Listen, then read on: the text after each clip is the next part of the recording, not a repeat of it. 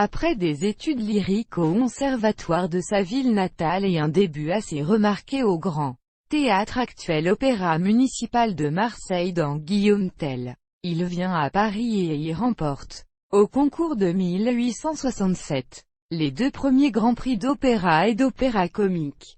Il est engagé aussitôt à l'Académie nationale de musique, où il double Jean-Baptiste Faure et Caron. Mais à cette époque, déjà, la carrière italienne le tentait. En 1869, il est engagé à la Scala de Milan. Il fait ses débuts à la Scala en créant Il Guarani d'Antonio Carlos Gomez.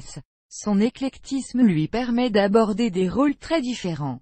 Mais Iago, dans Othello, Falstaff et Don Giovanni sont ses rôles fétiches.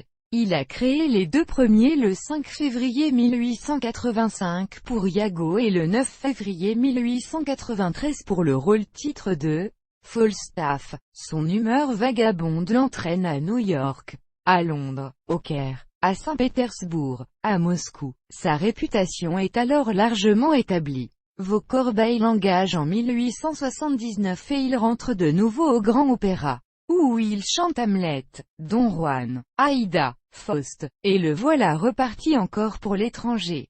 Quand il revint à Paris, comme directeur du théâtre italien, qui fit fureur en 1883 et qui fut inauguré par la première représentation de Simon Boccanegra de Verdi, ses camarades étaient Lapati, Sembrir, Fides de Vries, Niccolini, Gaillardet et les 2 Resquet.